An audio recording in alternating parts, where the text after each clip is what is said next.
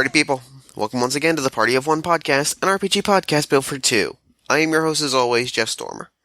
This week I'm joined by Matt from Teens with Attitude as we blast off to explore the Stars Without Number role-playing system by Kevin Crawford. Stars Without Number is sci-fi gaming in the sandbox style. Equal parts old-school D&D and classic Traveler, it offers a classic, familiar mode of play in a massive, exotic, far-future landscape. Much like Scarlet Heroes, also by Kevin Crawford, it's a game you'll likely see a lot more of on the show, simply because of the incredible versatility offered by the rule set. There are so many different stories you can tell, from far-future businessmen to alien-battling mercenaries to the sort of political intrigue that we get to in this episode. Interested in coming on the show as a guest? Shoot me an email at partyofonepodcast@gmail.com. I'd love to have you on the show. And with all that out of the way, let's throw it over to me in the past so he can get things started with the show. Thanks, future me. This week I am joined by Matt from Teenagers with Attitude. Matt, how you doing today? Thank you so much for coming on the show. I'm doing extremely well, and it is my pleasure. Thank you. It has been a long time since I played some tabletop role-playing games. Well, that's I like to hear that. I like to feel like I'm doing a service for people. It makes me feel important. Matt, talk to me about Teenagers with Attitude. Teenagers with Attitude is a podcast about teens in tightly colored clothing, aka the original Power Rangers. I am the least bestest, Lord Almighty. Yeah, I'm the least bestest member. That right there, that entire just tripping over myself, that kind of sums it up, doesn't it? It's just a power podcast I do with my friends. We talk about Power Rangers. We talk about how Power Rangers doesn't make any sense. We talk about how Power Rangers has the greatest soundtrack of all time. It's a lot of fun. I really enjoy it. You should give it a listen. And there's, 50 episodes of Power Rangers? 100? Oh, Lord. The original Mighty Morphin, I believe, has 100 episodes, and then you start to get into the series that come out. There are essentially unlimited episodes. I think we actually talk about that on the show at some point. And if they were to stop making episodes tomorrow, it would, on our current schedule, it'd take us 30 years to cover everything. Yeah, I saw them mention online that I think there's currently 900 or something. So I just wanted it's an absolutely staggering. We're that's never gonna be fun. Yeah. So this week we're playing Stars Without Number. It's a sci-fi adventure game, sort of inspired equally by old school Dungeons and Dragons style sandbox games and also 70s sci-fi role-playing games that the rule book specifically doesn't state because copyright's a thing. So talk to me about your character this week. Okay, so for my character this week, I am planning on playing a psychic, and I'm planning on playing a healing-oriented psychic character. Specifically, I went with the spacer I believe it's called biotech crewman, spacer background. So I work on the life support systems, and I'm the field doctor on a ship, presumably. I guess we'll figure out what I actually am in a moment here. And I went with the healing training background. Makes sense. So, so we're going to be rolling up your character live on the show, which is super exciting. Indeed. So the way we're going to start is by the way so many games of this style start. I'm going to ask you to roll 3d6 6 times, and I will let you assign them to the 6 D&D stats as you will. I'm not going to ask you to roll them straight down. Alrighty. I'm cruel, but I'm not that cruel. Want me to roll them right now? Yeah, go ahead. Okay. First roll. We've got 10. Second roll. We've got 10 again. That's suboptimal. Not terrible, though. Third roll. Much better roll this time. We've got 12. Fourth roll. 13 on our way up. Mm-hmm. Fifth. 12 again. And then last, 10. Okay. Change one of those 10s to a 14 because you get to just upgrade one of your prime attributes, which for a psychic is you can make your wisdom or constitution a 14. So change one of those. Alrighty. So I'll assign stats now. I'll make wisdom a 14. Okay. I will make constitution 13. Okay. I will make charisma 12. Okay. I'll make dexterity a 12, and then the remaining 2 will be 10s.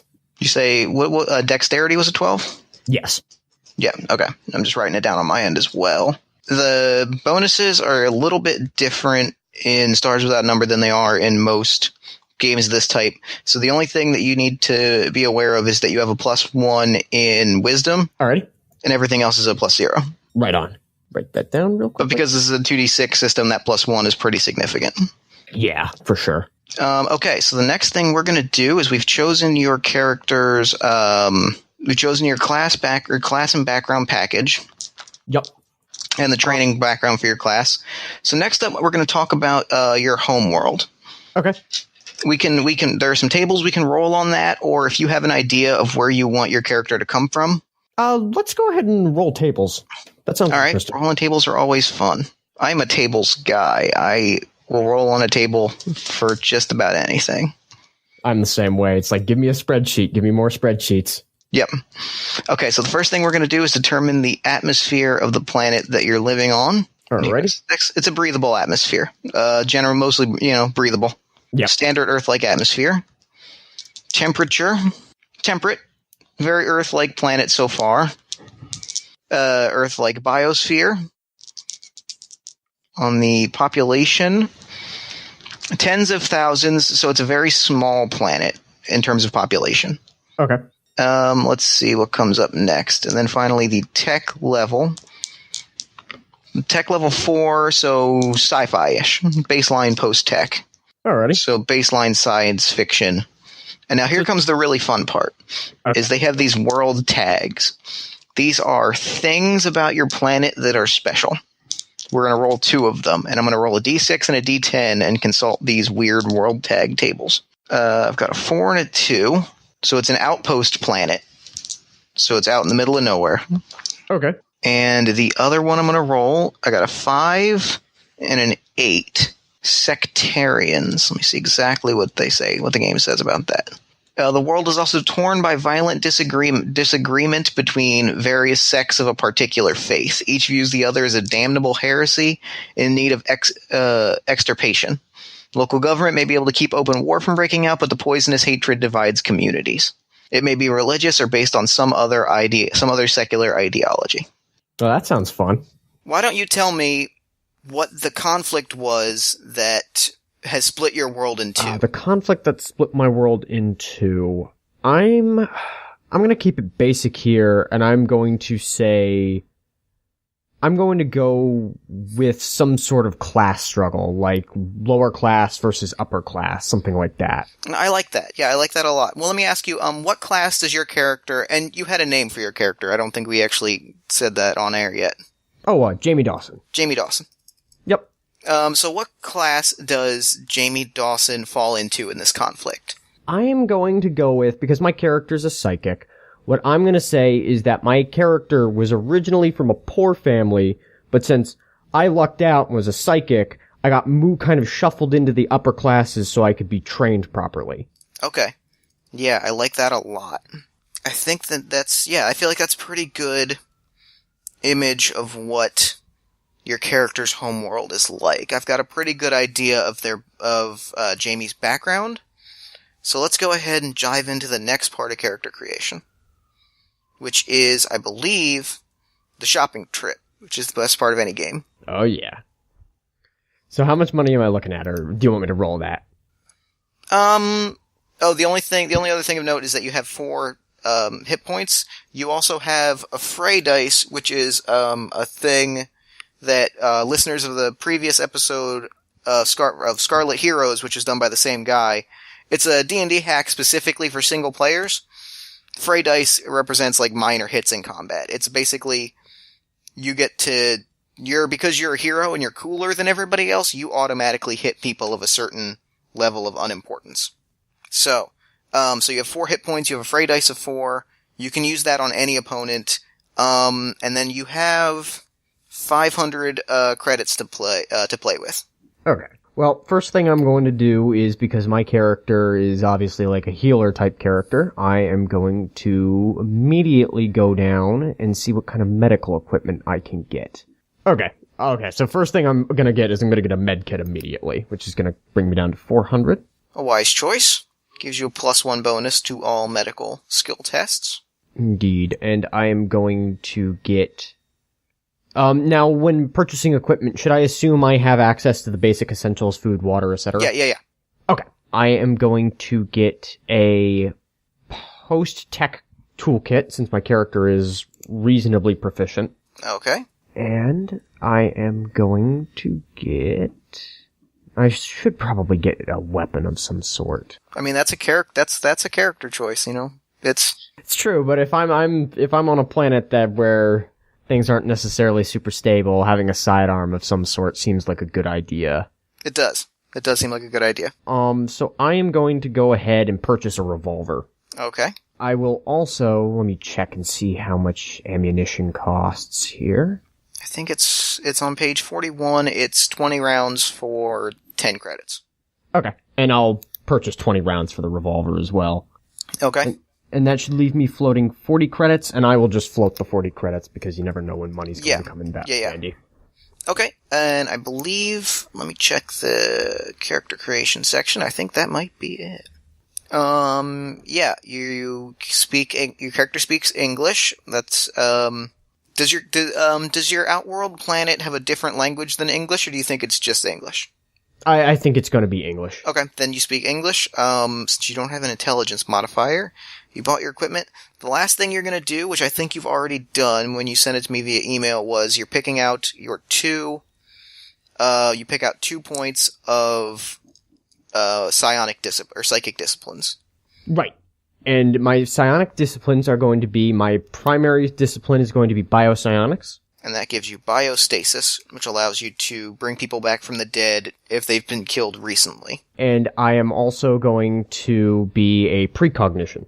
Or precognitive, I guess would be the technical term? Yeah, precog. And that gives you omen, which if you focus on a certain task, you can spend a psychic point to get an omen of whether that task, that making a certain choice will give you a positive outcome. Or negative outcome. And I believe I only start with 1 psychic point, correct? I believe you might. Let me double check.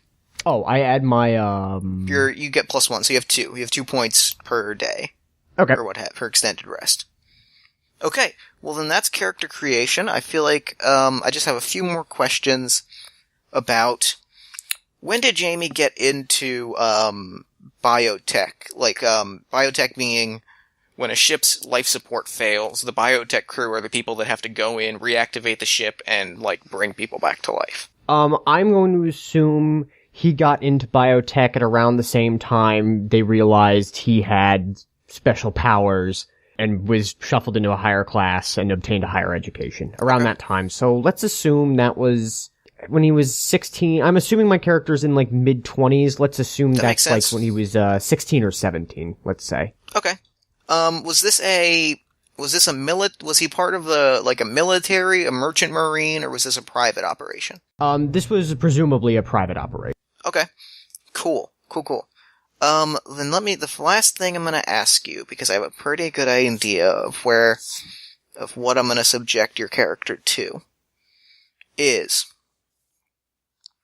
I wanna know one person in Jamie's life, from both the lower class and the upper class, who Jamie cares about, like a friend or a contact from the lower class and from the upper class. From the lower class, I'm going to say childhood friend. Okay. Do you want to give them a name or should I?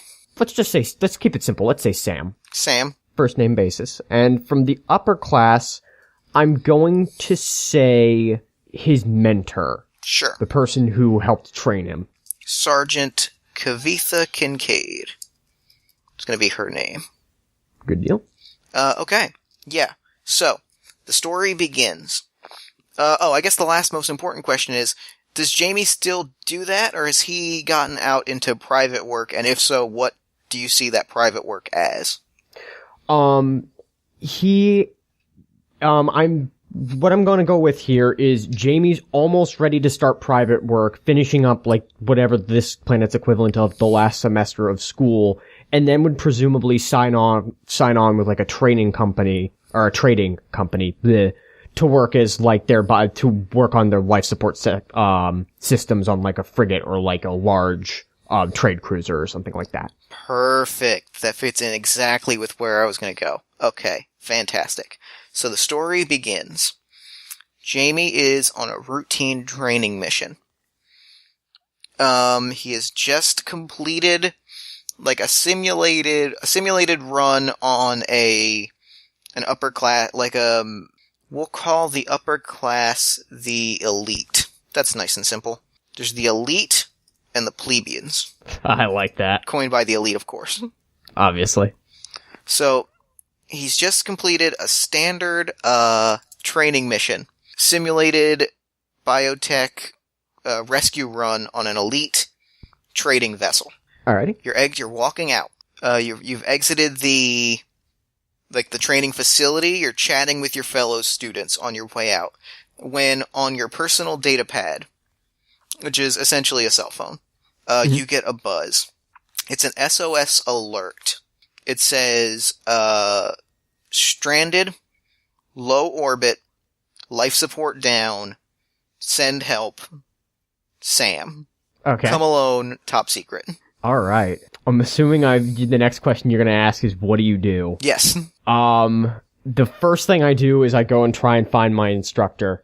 Okay. And ask them what I should do. Sure. She is a statuesque Indian woman in her late 30s. She's very fit. She's a field trainer. She's not a behind the desk teacher type.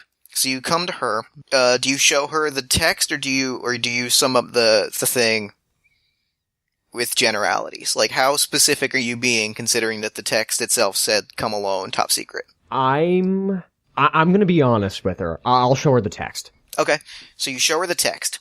She takes she reads it. Who is Sam? Is that a friend of yours? Yes, It's not a fellow student. I know that. I know my class. I'm gonna say yes. It's Sam is an old friend of mine. I owe him a lot. They did me a lot of favors back in the day, and I owe it to him to try and go and help. Sam is a part of the elite? No, Sam is a commoner.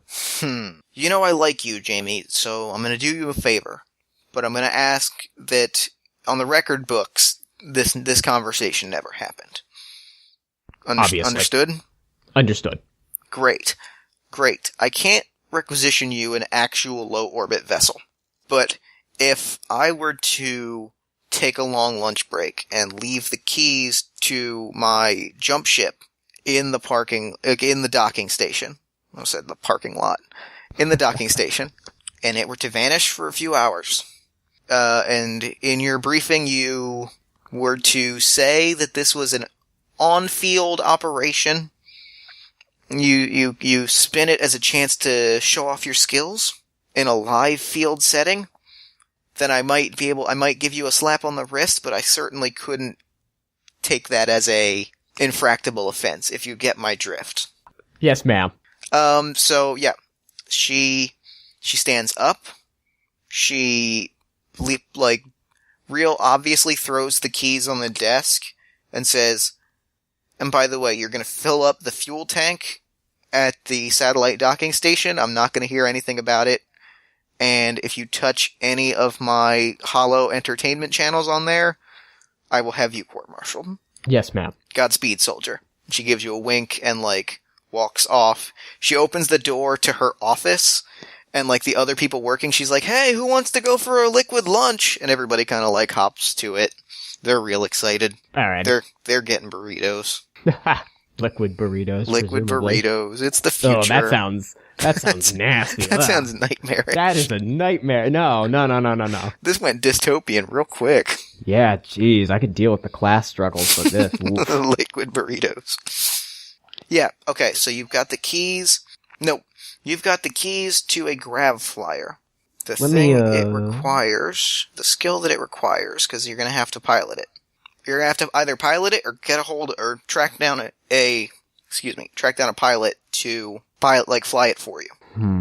I'll try and pilot it myself. Okay. Alrighty. So, what kind of checks do I need to make here then? I was just looking that up. I'm just trying to track down exactly what type of vehicle it is. I think it's vehicle grav is what you're going to have to make. Okay.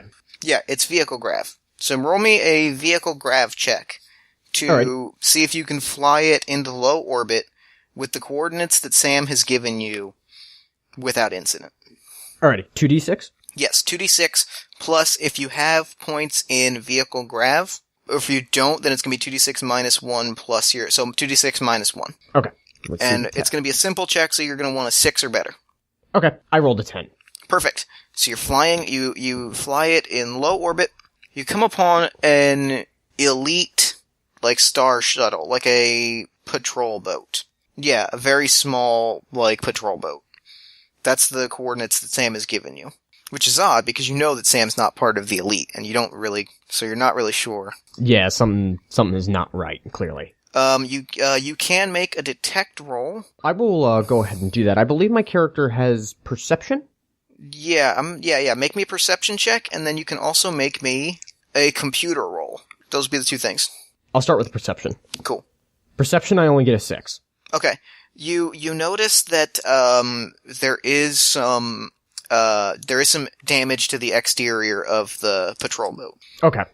There does appear to have been some blaster fire. Okay. And next up is a computer check? Yes. Okay. With a difficulty of 7. Made a 6. I don't think my post-tech kit gives me an advantage here. No, I don't believe it does. No, it doesn't, Okay. Unfortunately. So you you don't notice anything, you don't notice anything actively, like your scan doesn't pull up anything unusual beyond the blaster fire on the exterior of the patrol boat. Okay. So you can attempt to essentially, make a low orbit jump, or like roll me let's call it another computer roll. And this Okay. one, I think, this one will give you a +1 because you're already sort of in the system to set up essentially a tractor beam so that you can do your standard biotech, like, boarding process. Only got a 5 on this one. Okay. So, what's gonna happen is you set up the tractor beam, you make the jump, but you are currently on the outside of the ship in low orbit, and you're struggling to find a place to hold on to. I'm gonna ask you now for, I'm gonna say, make me a post-tech roll. Post-tech. And we'll Alrighty. include your +1 from your post-tech equipment to essentially punch your way through. The difficulty will be 8. Rolled another 6. Okay. So, you do eventually get in. It takes a fair amount of struggle. But you make your way through. Okay. Inside, it's, if you picture, like a patrol boat ship is about the size of, like a 2-bedroom apartment. So a couple hundred square feet, maybe like 1,000 square feet total. There's a few, like, rooms in it. All the lights are out, except for a few flashing emergency lights. You can make me a perception roll if you like, or you can interact with the space. There's various computers on the wall. There's, like, boxes. I'll go ahead and make the perception check. Okay. That just seems like a good idea. Rolled a 3. I ain't perceiving shit. Boy, it sure looks like something bad happened here. I wonder what's going on. It sure does. And at that moment, you ever just stop and look at your hands? Like, your fingers, they all move, like, independently. Oh, it's like the first time I see the scored up, the outer of the ship just pockmarked by lasers. The first thing I do is pull out a blunt and it's like, yeah, I'm gonna need to get really fucking high to deal with this shit. Yeah, exactly. So you're so distracted by that dank ass weed that you don't notice the knife being brought to your neck until you feel the edge of it right against your skin. That's when you notice that somebody has come up behind you and is holding a knife to your neck. So much for that perception check. See? This is why perception checks are important. Oh Lord. I'm gonna ask the individual what they want. Jamie? Is that you? Oh, Sam? Oh, thank goodness. Oh my goodness. Oh. Hey buddy, it's been a while. How's it going? It's been going reasonably well right up until you put a knife to my throat. He stashes the knife in his belt, backs up. Let me ask you, when's the last time you saw Jamie? The last time I saw Jamie would have been like a month ago. Okay. Good terms, I assume? Bad terms? Good terms. Okay. Yeah. So, he looks about the same. Sam looks about the same as he ever does. You know, he's skinny. He's rail thin. He's wearing his, like, vac suit, but he doesn't have the helmet on. He's got a scraggly beard, kind of a pube mustache. And he's shaking and he's twitching. And he's kind of like, he's running his fingers through his hair, just trying to calm himself down. So, thanks for coming up here. If, I know that you've got you're that, top of your class or whatever with this whole, like, biotech life support thing. If you could, get this, set up and, as soon as possible, that would be great. 'Cause we need to get moving, now. And how I'm going to respond is I'm going to say, I don't like to ask questions, but what the hell is going on here? I'm gonna ask you to make me a roll. Okay. The difficulty is gonna be 6 because it is your friend. So I'm gonna ask you to make me a roll of, let's see what skill I want it to be. If you have a skill you think you can justify for it, go ahead, because I don't have a particular one in mind. I'm gonna say culture criminal unless you have a better one. One of your better skills to set up. No, that sounds good. Yeah, make me a culture criminal roll. And I roll a 6. Okay. So, yeah, you talk him, you spend a little bit of time talking him down. You have to spend a few minutes, like, you're kind of used to this by this point. Sam is that kind of friend who won't ever tell you things the first time you ask, and you kind of have to, like, learn to speak his language a little bit, so it takes a few minutes.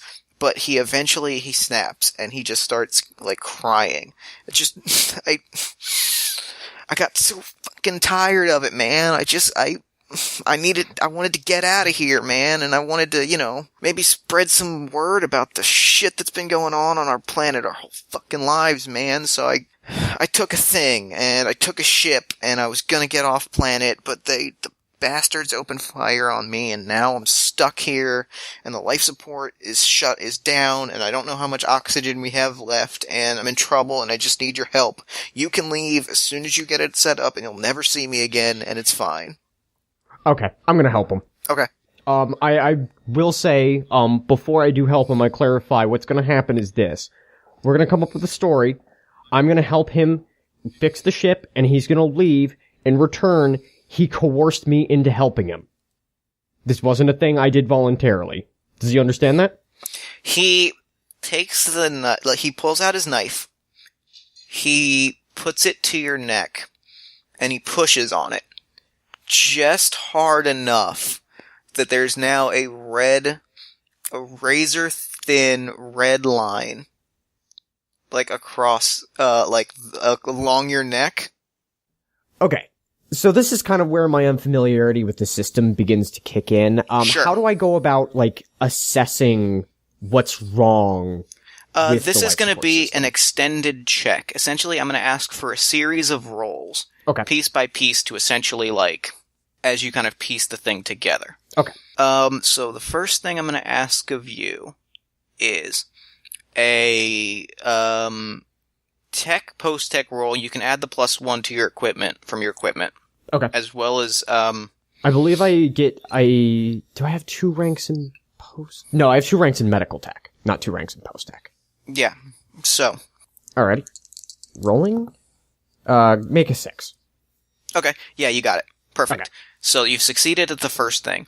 You've, essentially plugged in your various, computer ports, your various, USB devices and such. Diagnostics equipment. You've plugged into the mainframe. Okay. Now I'm gonna ask, and I'm gonna give you a +1. Actually, I'm just gonna lower the difficulty. That makes more sense. I feel like it's 6 of one, half a dozen of the other. But yeah. So yeah, you're gonna try to make another difficulty 6 of computer. I forget if you have computer or not. Either way, don't take a penalty for it. Okay. Because of your, equipment. So you're gonna try for a DC 6 computer roll to interface with the thing to figure out what's going on. Oh, wow, an 11. Perfect. You are able to, you see that, it's not only, it was, there's some damage to various systems that's going to make actually flying this ship very difficult. But the main thing, the thing that actually shut down the life support, was not actually the blaster fire that the ship suffered when Sam was escaping. It's actually an ion cannon that was fired, and has essentially shut down a lot of the, mechanics of the ship. So, whoever shot them with that, you're able to figure out, the timing stamps on that, and figure out not only that it was shot with an ion cannon, but how long ago, so you're aware that, people know where the ship is. Okay. And so people have to be on their way. Okay. And the last thing the last skill I'm going to ask you to make is a culture homeworld check. I don't know if you have that one, but make me a culture homeworld check. Add your wisdom to that. Okay. So you're getting a minimum of a 0 or +1. I roll a 5. Okay. +1. So 6. So is that after the +1 or before the +1? After +1. Okay. So, yeah, you know that they've got to be on their way. You're not able to tell exactly what they're going to be sending, but you know that they've got to be on their way. Sam is in the corner, shaking and twitching and starting to shiver and scratch itches, and he's starting to tweak. He's tweaking out. He's clearly not in the stablest mindset, and he's clearly had some courage, either liquid injected or otherwise, into this, and it's starting to disagree with him. I'm going to... Can I make a perception check to see what's wrong with him? Yes, you can. Okay. And actually make me a tech medical for that. Okay. It's essentially your job as a medical professional to do that. Okay, and I think I get +2, +1 for wisdom, and +1 because I have 2 ranks in medtech? Yes, that is correct. Okay. And you can choose to take a +1 from your med kit as well, if you like. I suppose I'll do that as well, since there's no real reason not to. I roll there's a slight chance that in doing that you may essentially use up the med kit, but if I roll a 12 on 2d6, so the odds are pretty low. Yeah. I roll a 6, so I'm looking at 8 base. And I'll use the med kit as well. Okay, yeah. So you are or you're not? I will use the med kit. Yeah, so you got a 9, so yeah, you're able to figure out that he's coked up. Space coke. Okay. Space coke. He's space coked up. And he took a bunch of it. You see the bloody nose is starting to, his nose is starting to bleed, and he's starting to, shake. Between the stress and the coke, his body is just going haywire. So I'm going to ask for one more medical roll, and this is going to be the last thing at the extended skill check, to inject him with something that will calm him down. Okay. That will counteract that. Alright, and rolling. And that's going to be for an 8. You won an 8, and you're getting a +3 with your med kit. Okay. Snake eyes. Okay, so you got a 5. So he doesn't go into shock. He doesn't pass out, but he's still in a bad way. Okay. Yeah, he's still in a bad way. But you do. Well, now let me ask you. The last thing. This isn't the rule. This is strictly you get to decide. Do you turn the ship back on, knowing all that you know about Sam's medical state, the threat of people coming, damage to the ship? I do turn the ship back on because if push comes to shove, I can get us down to the surface of the planet and get him medical attention. From my point of view, there's no reason not to turn the ship on because we're also leaking oxygen. Yeah, that has to be priority number 1. Yeah, okay. You turn the ship on. Life support kicks in first. Then the lights, the computers start buzzing, and immediately sirens begin blaring. Intruder alert. Authorities alerted. Okay, that's actually that's initially very panicking to my character. We already knew the authorities knew that something was up, so that's not really terribly surprising. This is true. So, what's your next move? The ship is active. The ship is active. I'm going to use Omen. Okay, so how would I use the Omen ability here? Because this seems like a really good time to use that. Okay, yeah. So you're going to spend 1 psychic point to use Omen. I'm going to say you can ask me 1 question about a possible course of action, and then I get to go hippy-dippy Twin Peaks and try to convey the way I see the result going one way, or, like, you know what I mean? Mm-hmm. So you essentially get to ask me, and I will try as clearly as possible while having fun with crazy omens. Okay. The question I'm going to ask is, I guess what I'm going to ask here is convincing, will I be able to convince Sam that surrendering to the authorities is the correct course of action? Okay, so you stare at Sam and you slowly close your eyes and you hear him. At first you hear him, "Man, are you doing that psychic shit again? I don't like," and then you start to hear it, but then suddenly it sounds like you feel, you don't hear it, but you feel a splash around you, like as though you've dumped off the diving board. You feel it, and then suddenly it sounds like Sam is talking to you through, like, water. And then suddenly you're standing with Sam, and his hands are manacled. With the authorities. Kavitha is patting you on the shoulder, and kind of in slow motion, she's like, "It was the right thing to do." Then suddenly you see her, like, turn around, and she's all of a sudden in a private office with 2 other officials. And she has a folder. You've never seen this folder before, but and honestly, it's a folder in whatever crazy future time we're in. That's already pretty weird. Mm-hmm. She's got this folder and she throws it. She kind of like throws it, and she throws it to the other end of this bare white office.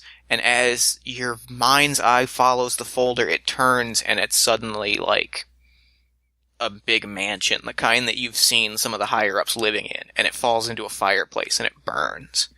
And the last thing that you see is essentially, I think that's the last thing you see. I think that suddenly, like, Sam is, like, shaking you, like, "Quit being a psychic! I don't like it!" Okay. So what I'm going to try and do here is I'm going to try and talk down Sam and convince him to surrender. And how I'm going to go about that specifically is because it's very clear that he's in, like, really bad shape physically. Yep. I'm going to try and specifically to use a bunch of medical jargon to kind of to explain why he's about to have a heart attack and die, because there's a non-negligible chance that happens, clearly. Because he's in a really bad way. I like that. No, I like that a lot. So yeah, you can add you can't use the med kit, but you can add your it'll be charisma plus your tech medical. Okay. So you're adding +1 to that. Okay. I roll a 6. Okay. Yeah, you sit him down, you're talking to him, you're like, "I'm not being a psychic right now. I'm here with you." And you're communicating that to him, and he's listening. He's very receptive. You're talking your medical jargon, and he's like, "I am," and you're doing that. You know the thing where you can kind of sort of trick somebody into feeling certain symptoms.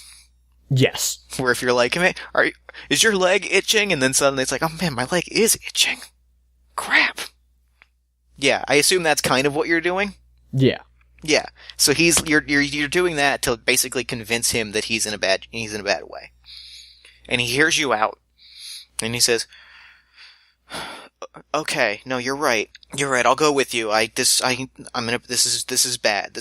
I'm gonna level with you here, Jamie. I took some things, and they made me feel a lot braver than I was, and maybe that was a mistake. But." "Okay, I'm gonna go with you. Let's go. But I need something from you." Okay, and what is that? He gets up, he walks over, he opens up a footlocker. Mm-hmm. He grabs out a manila folder. The exact same folder that you saw in that omen. I have a contact on the refueling station. I need you to give them this folder. They're a holodoc producer. I think I think I'm not great with this government stuff, but I think that if you look through these files, I think something's going on between the elite and Space Coke. I think they're maybe distributing it or something, and I think that this file could blow that wide open. Okay. I can agree to that, and I try and hide that on my person. Okay. Go ahead and make me... you don't need to make a roll for that. You can just sort of slide it into your vac suit. Okay. Your vac suit, despite being skin tight, now has like a folder. It has a magic folder-shaped pocket, perfect exactly. for hiding all those incriminating documents. Exactly. So he goes with you. What we do is, essentially, I'm assuming we're just staying on the ship until the authorities come. Oh, that makes perfect sense. Yeah. And how okay. we're gonna frame it is that, like, I got up there, we're gonna frame it basically, we're gonna leave out the part where, of course, where I was originally conspiring to help him escape, obviously. Sure, but we're gonna frame it as I went up there and I was able to talk down this rogue criminal and convince him to surrender to the authorities. That makes sense. So they take you down. A police ship arrives. You get the whole surrender. You send out whatever virtual white flag. You tell that their story. They bring you down to the surface. They bring Kavitha's ship down as well. She is like, I don't know what this is all about. My car was taken, and that's shame. And I obviously I corroborate that story with, I just had to do it. There was no time. Yeah, and and she's like, she's got her big gulp cup for her burrito, and she's sipping on it. Nightmarish future burritos. See, the more I say it, the more I'm on board, though. No, so God, no. You can keep that shit. Ugh. Good times. Yeah, she gives you a knowing nod as you corroborate the story. She points to one of her medals, which is like whatever the next level up from you is. She kind of like real offhandedly points to it and gives you a quick wink, and then she like gets shuffled off to do whatever else she's doing. Yeah. They take you in, they get your statement. It's a few hours later. So the question is, you have a meeting, I should say Sam has a meeting at some point at the refueling station with this holodoc producer. Okay. How are you, what's your plan to get from the surface to the refueling station, which is just in geosynchronous orbit? First, can I get to a private area and actually read through the document? Yeah, absolutely. You have your bunk. Being that you're part of the elite training, like military training force, essentially like you're an officer school, you have your own private bunk. Okay. So you're reading through the files. Mm-hmm. Make me again, you don't need to make something. I keep saying that, but no, that's just not something that needs a skill roll. Okay. Yeah, there is actually some pretty damning information in here. There is some degree of financial links between essentially Space Coke dens or people that you think might have ties with that and military officials, including Kavitha Kincaid. Her name pops up in the file somewhere as well. Okay. But there is some fairly damning information. Something that needs to be burst wide open. Okay. Yeah. I'll try and go to the meeting point then. Okay. What would be my options in this situation? Make me a culture world check. Okay. There's not going to be a thing. There's not going to be a difficulty. I'm just going to say for every certain number you roll, I'm going to give you an option. I blew this one wide open, rolled an 11. Perfect. So you have a few different options.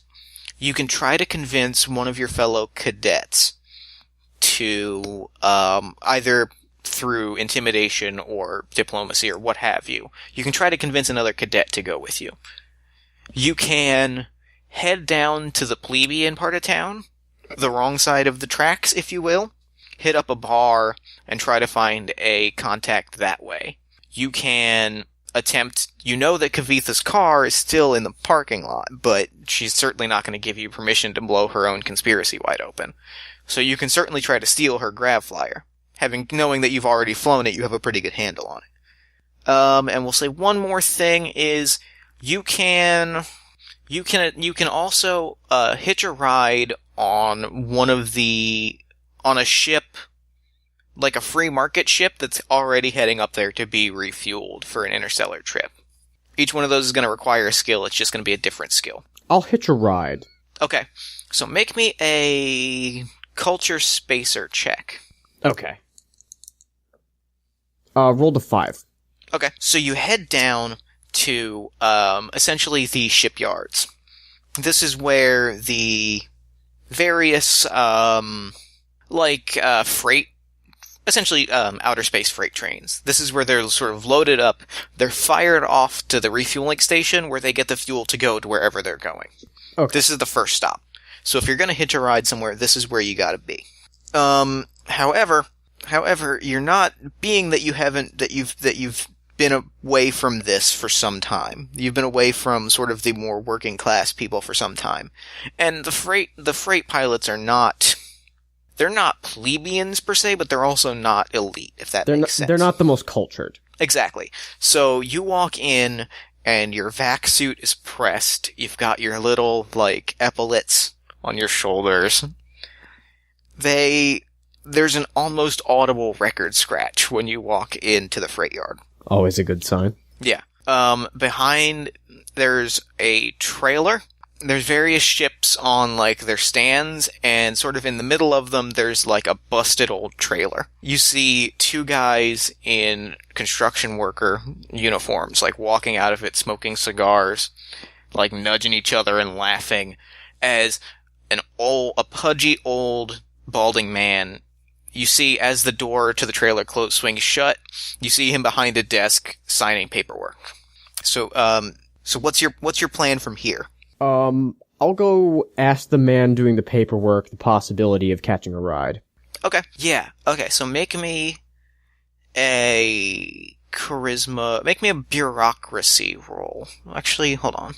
You know what? Actually, make me a spacer roll. That makes actually a lot more sense. Okay. Roll a 7. Perfect. Yeah. So you talk to him. He's writing stuff down. He never actually looks you in the eye. So you're running away?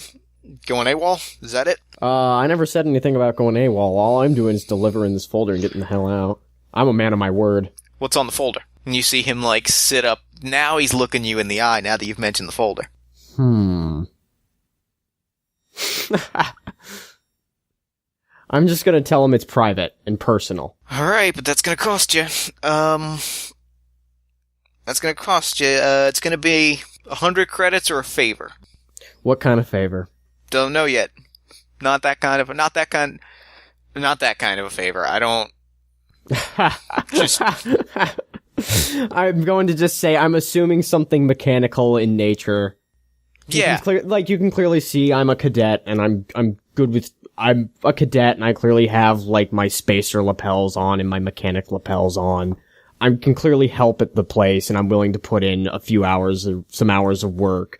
Free of charge. Well, you know what you can really do for us now that I'm hearing you. I got an idea. You guys in the elite corps, you get access to tools that are useful to us.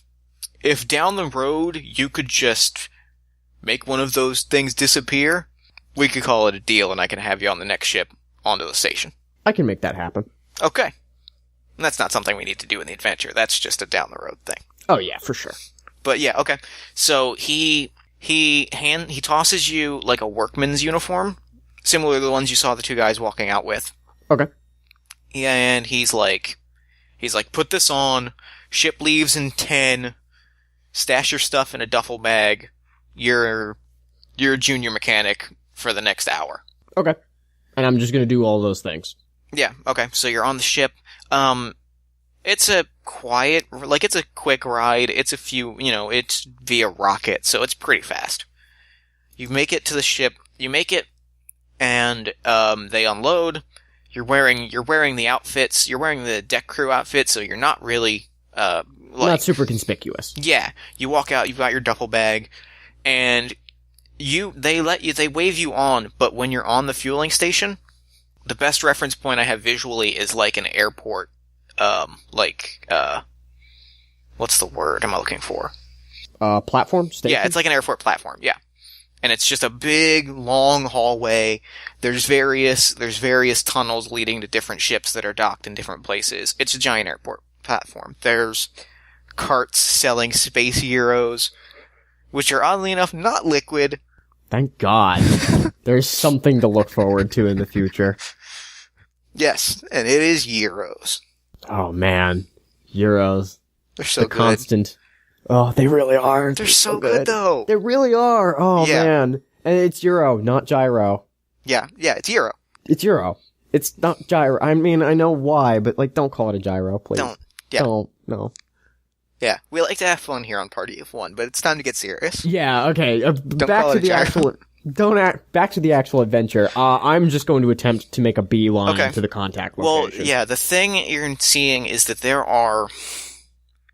You've probably been to this docking, or the fueling station once or twice. They've probably given you a walkthrough of it.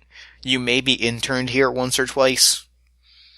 Like, it's a pretty common thing, especially among, like, the elite corps cadets to do an odd job here from time to time.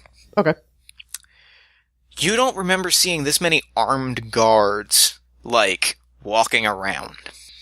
Okay. Something is up. They are clearly looking for something. Make me a perception. Make me either wisdom and perception or culture, if you alternately have points in culture criminal. I'm gonna go with wisdom perception. Yeah. Okay. Roll a 6. Great. Sam described to you the look of the guy that you're supposed to meet with.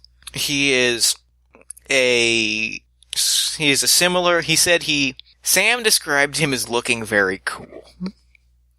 Which means you have a very specific idea of what he looks like based on the things that Sam thinks would make a guy look cool.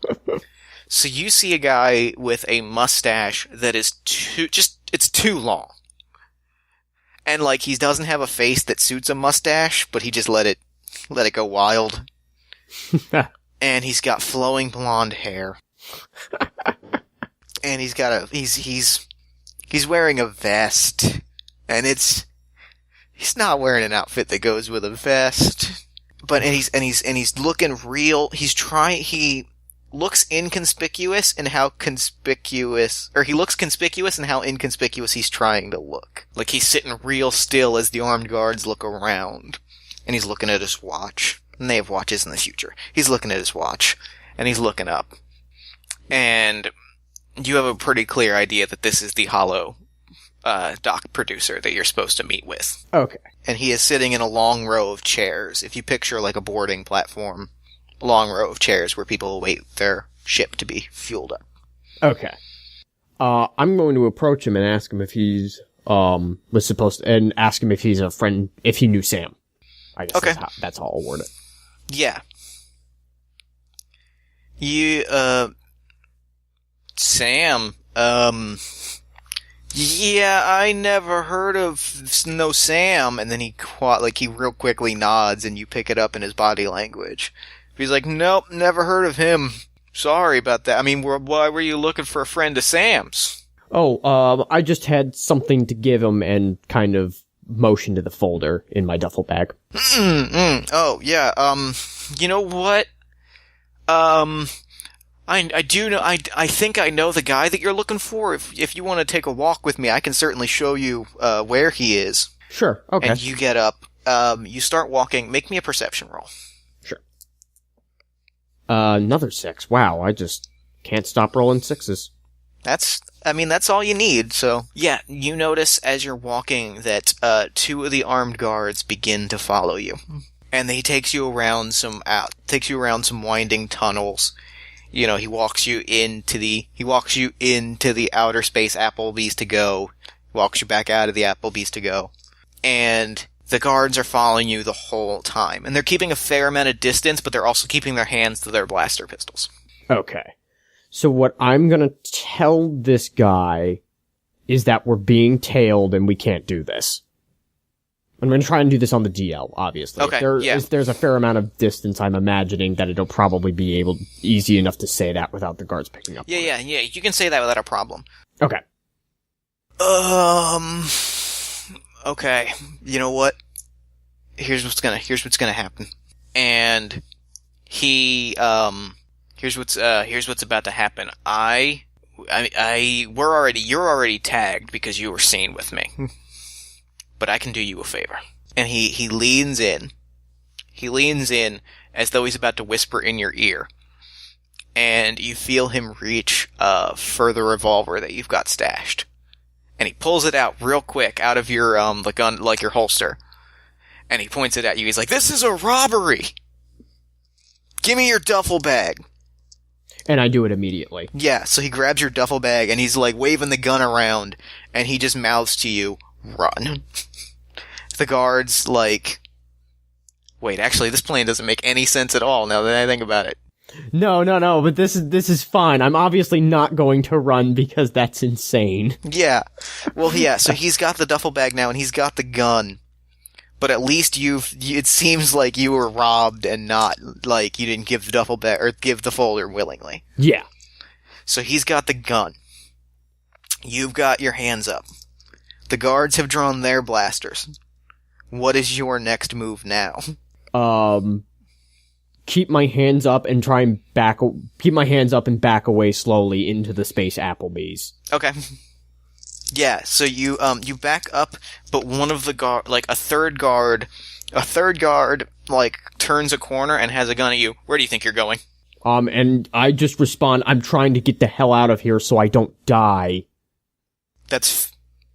Okay, yeah, that's fair. I can see how that would be a response of yours. Can I ask why you were interacting with that man? Because I thought what was going to happen was I was simply supposed to deliver a package to him. Turns out I might need to find better friends. Can you tell me what was in the package? And he, like, leans into a microphone on his lapel. I have no idea, and frankly, I don't think I want to know given how crazy this fucking guy is being. Yeah, okay. And then he just leans in. He has the package. We, move in on him. And the guards move in on him. Yeah, okay, now we're gonna move into the final climax because he's gonna do something stupid. Okay. They go to tackle him. Like, all three of the guards, the one that was confronting you in the Applebee's, the two guys that were following you, all converge on him, and they go to tackle him. Just as he's about to go down, he spiral throws you, the duffel bag, and just says, like, meet red, or he throws it to you, and he says, front left pocket. You look in the front left pocket, and it says, there's a handwritten, like a hastily scrawled note that he must have written as you were, like, walking together. Uh-huh. That just says, red, platform 7C, ASAP, please, a lot of people are counting on you. Which, now that I say it, is a lot of things to be writing hastily on a note. But that's another factor. He was really fast. Like, he drew that revolver in an instant. He jotted that note down in, like, 1 second. Guy's a pro, clearly. Dude knows his stuff. So, yeah. I'm going to grab the duffel bag and run. And okay. The deal here is, if I'm intercepted by the guards, I'm just going to use that was a dangerous situation, and I was just trying to get the hell out. Okay. Excuse. Make me an athletics roll. Okay. Actually, I'm gonna say you do this, and I'm gonna go ahead and trigger your other omen.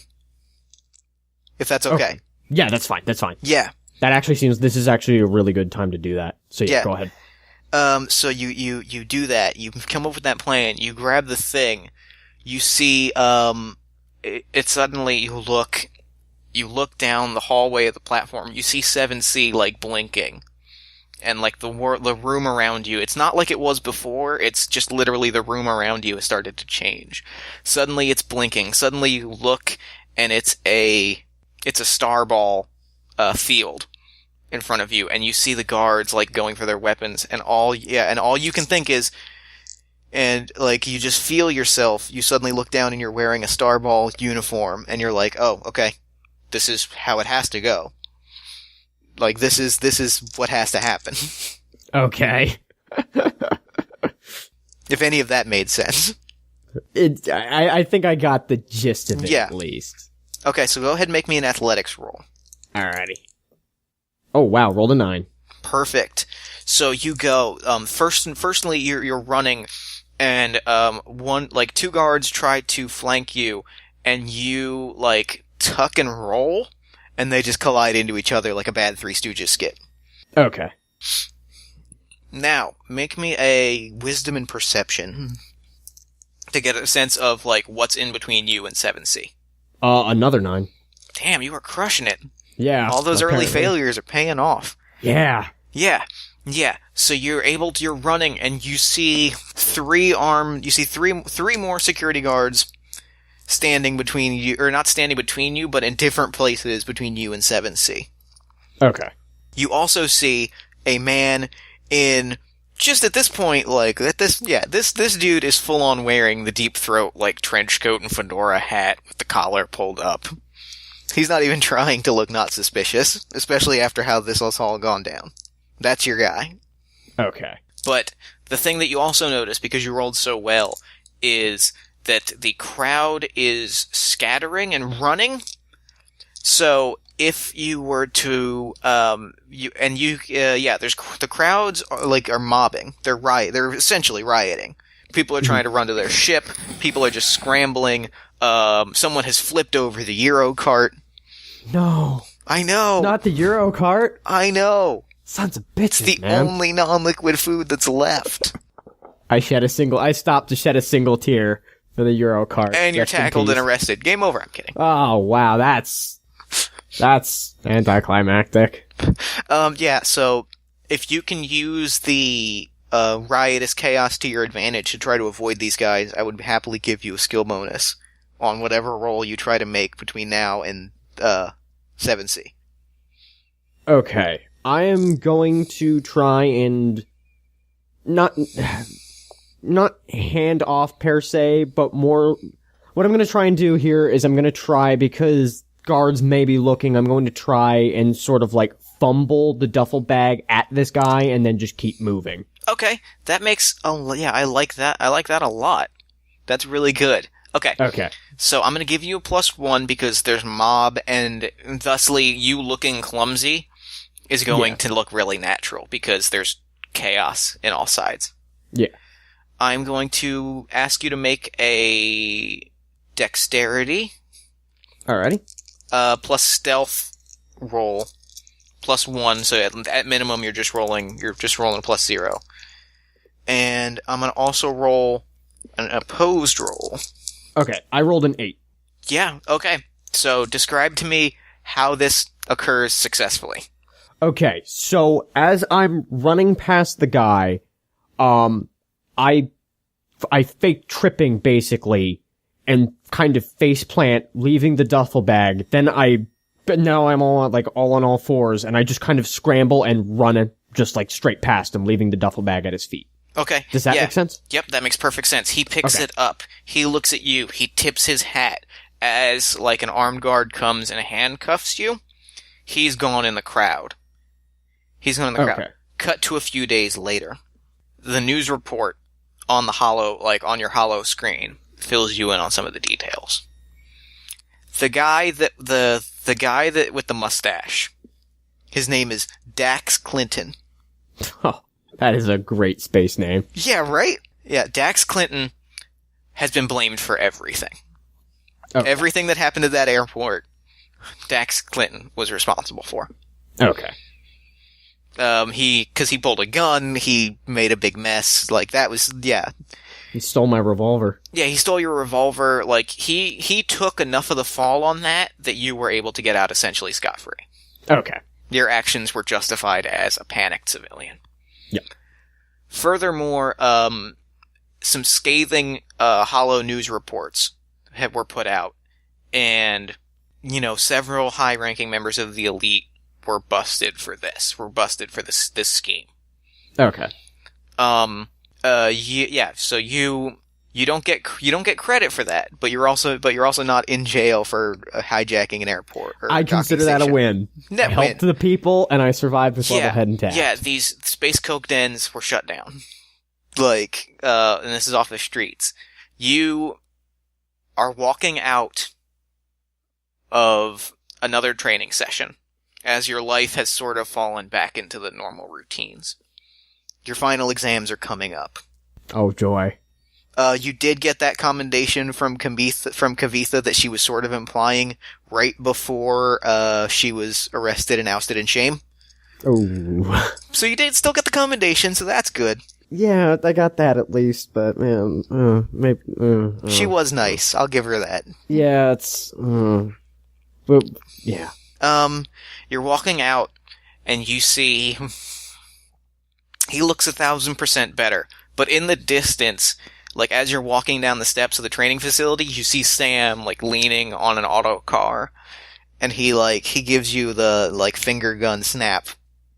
You know, the like nice. Yeah. And then the crowd walks by, and he's vanished once again. Yeah. Off to get into whatever trouble he's in. And so you Yeah. just have that moment of where you see each other, and you know. I'm the hero. You are the It's hero. me. I did it. You did do it. I did the good thing. Yeah. And so I stopped the space coke. You stopped the space coke. Fuck the landed gentry. Yeah. Glory to the proletariat. Yep. That's exactly what happened. And then Awesome. you smile, and we pan out, and we see all the stars across the galaxy. The stars without number. Oh, God. Come on. Get the fuck out. No, we're done. No, we're done. No, we're Late- done. That's game. Oh, Christ. That's all staying in because it's too good. Oh, Lord. Oh. Well, thank you for having me. This Absolutely. was a really good time. All right, so Teens with Tude on Twitter. Yes, that it is at Teens with Tude. A podcast about Power Rangers nostalgia, bad special effects, and Goofy's 90s plotting abound. Updates once a week on Friday. Perfect. Thank you so much for coming on Party of One. This has been yeah. a blast. I had a great time. Yeah, this was fantastic. This was Super, really super fun. All right, well, with that said, I'm going to throw it back over to me in the future so that he can wrap up the show. Take it, future me.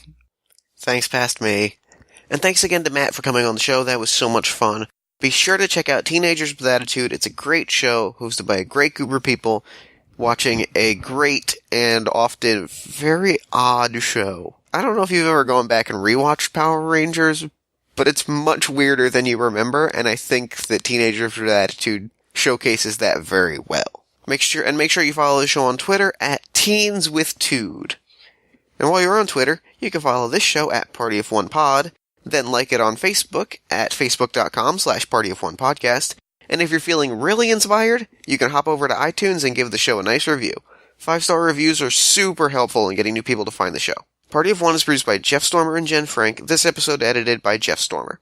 Music for the show comes from the song Infinite Lives by Mega Ran featuring the D&D Sluggers. Until next time, party people, thanks for listening, and remember, when all is lost is when you begin to reach deep inside and find the universe within. Hondo.